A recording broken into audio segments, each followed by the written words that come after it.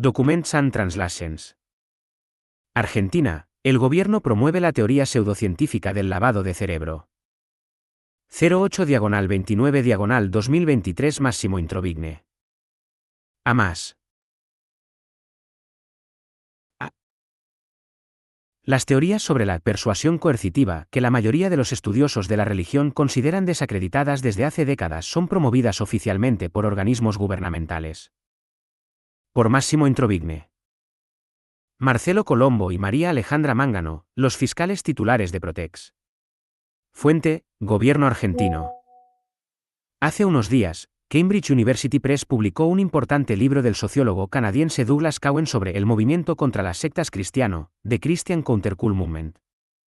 Cowan señala que yo propuse en 1993 distinguir entre un movimiento contra las sectas cristiano, que denuncia las doctrinas de las sectas como herejías, y un movimiento antisectas secular, que afirma no estar interesado en las doctrinas, sino solo en el daño que las sectas puedan causar.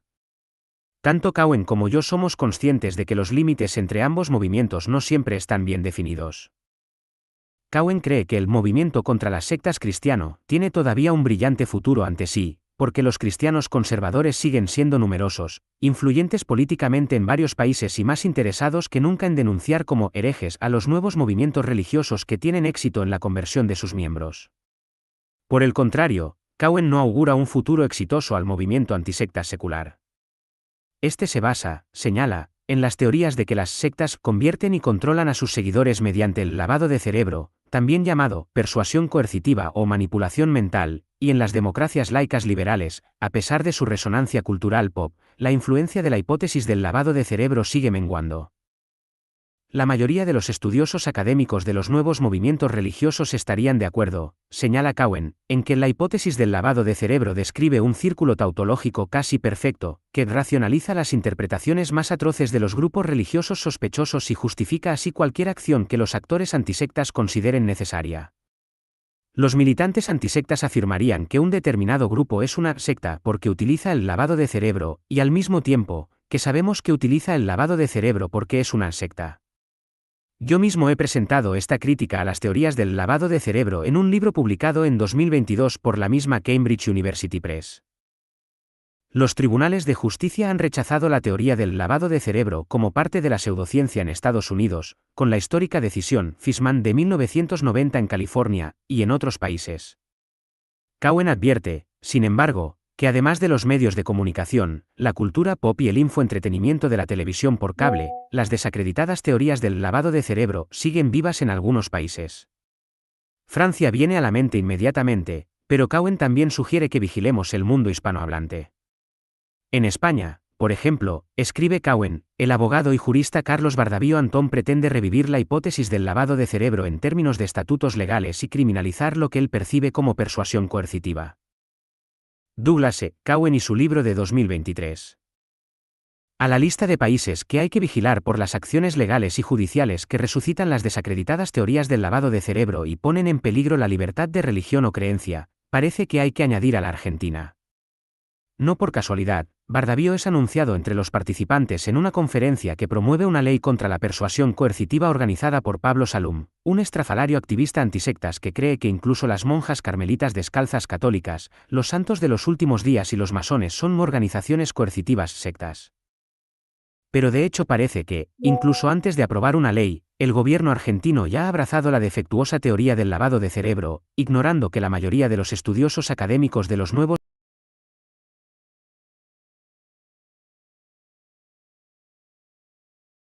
movimientos religiosos no la consideran más científica que afirmar que la Tierra es plana. Todo empezó con la campaña de Salum contra un movimiento espiritual del que formó parte brevemente en su preadolescencia hace más de 30 años, la Escuela de Yoga de Buenos Aires, EIBA. Él acusó a EIBA de lavar el cerebro a algunas de sus estudiantes para convertirlas en prostitutas, reuniendo dinero para enriquecer a los dirigentes de la escuela. El problema de la acusación fue que, sin una sola excepción, todas las supuestas víctimas de EIBA negaron tanto ser víctimas como prostitutas, lo que hizo que el caso contra la escuela se viniera abajo y que todos sus acusados fueran declarados inocentes en 2000.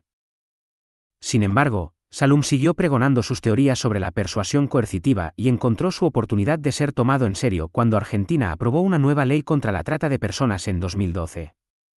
Se creó una fiscalía especial llamada Protex para luchar contra este crimen. La trata de personas es, por supuesto, una plaga internacional, y los esfuerzos para erradicarla deben ser aplaudidos. Sin embargo, como han señalado críticos internacionales, la ley argentina de 2012 difería de las convenciones internacionales y de las leyes de otros países democráticos, que consideran la violencia, las amenazas o el engaño como elementos necesarios para definir un caso de trabajo forzado o prostitución como uno de trata de personas. En Argentina, estas son solo circunstancias agravantes, lo que significa que pueden estar ausentes y aún así el caso puede ser procesado como uno de trata. ¿Qué tienen que ver Pablo Salum, las sectas y el lavado de cerebro con la trata de personas? Para ampliar su relevancia y sus estadísticas sobre los casos de trata de personas que persigue, Protex cooperó con Salum en el desarrollo de la teoría de que los miembros de sectas, dado que se les lava el cerebro, son por definición víctimas de trata. Las leyes sobre trata incluyen disposiciones según las cuales el hecho de que las víctimas hayan consentido sus abusos es irrelevante. Estas disposiciones se redactaron pensando en el caso de las prostitutas o los trabajadores esclavos inmigrantes que no están dispuestos a testificar porque están aterrorizados por los delincuentes que los explotan.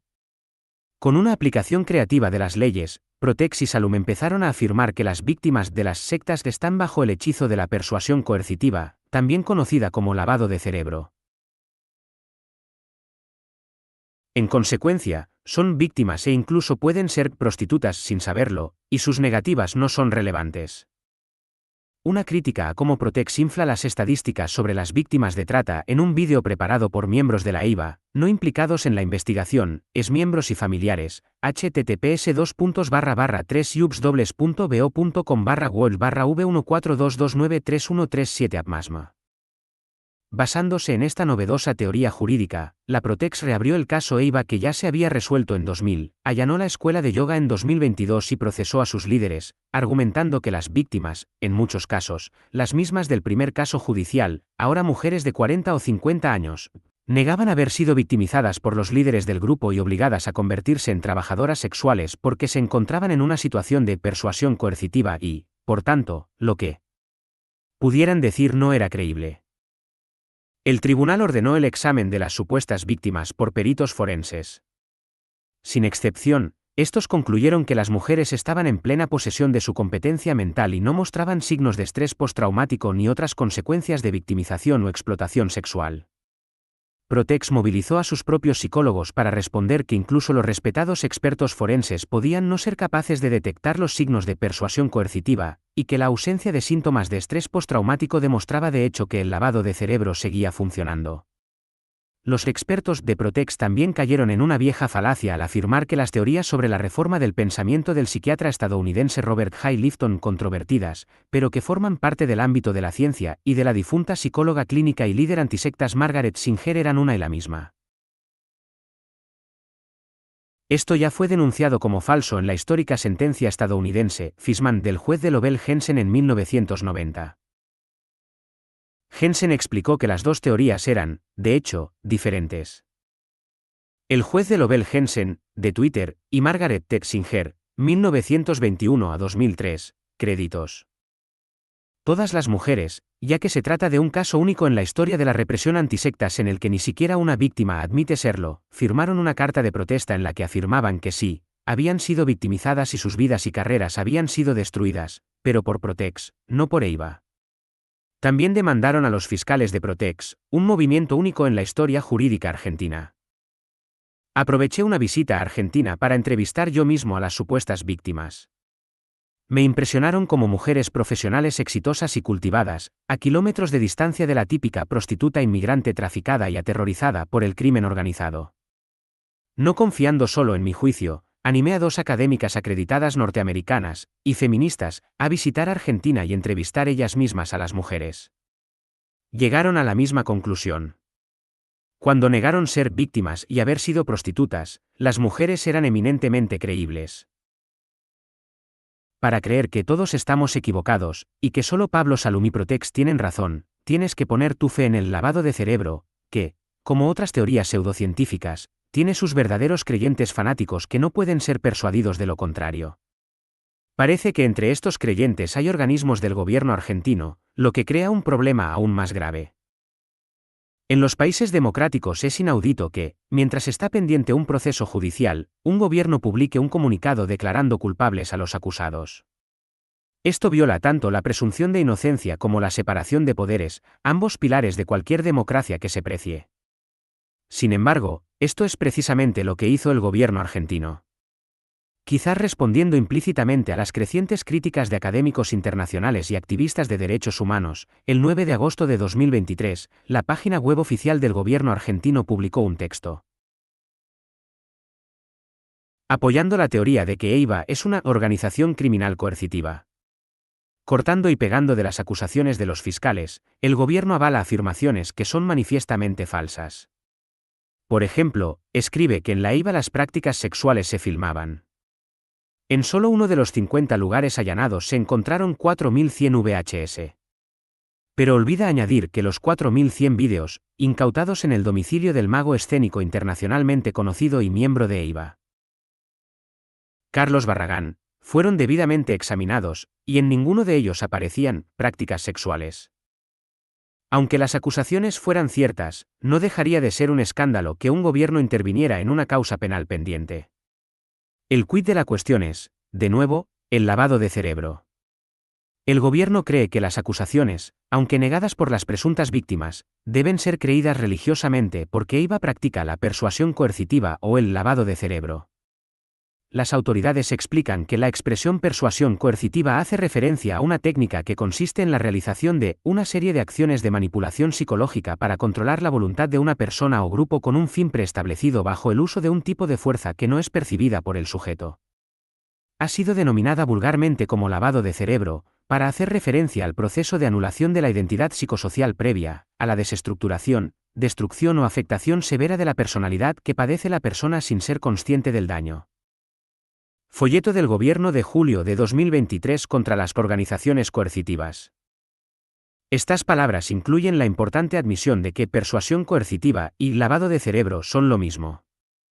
Están tomadas de un folleto contra las organizaciones coercitivas publicado en julio por la Jefatura de Gabinete de Ministros, el Ministerio de Desarrollo Social, el Ministerio de Justicia y Derechos Humanos, el Ministerio de Mujeres, Géneros y Diversidad, el Ministerio de Seguridad y el Ministerio de Trabajo, Empleo y Seguridad Social. Tantas ramas del gobierno argentino cooperaron para vender pseudociencia, al servicio de la represión de movimientos espirituales no populares y la flagrante violación de la libertad de religión o creencia. Asterisco artículos académicos sobre el caso EIVA. Por Susan Palmer, de sectas a cobayos, las nuevas religiones como conejitos de Indias, para poner a prueba nuevas leyes. El caso de la Escuela de Yoga de Buenos Aires. Por Massimo Introvigne, la gran caza de brujas contra las sectas en Argentina y la Escuela de Yoga de Buenos Aires. Análisis desde el punto de vista de los derechos humanos del caso Protect Salum por Willy Fautre, parte 1 y parte 2.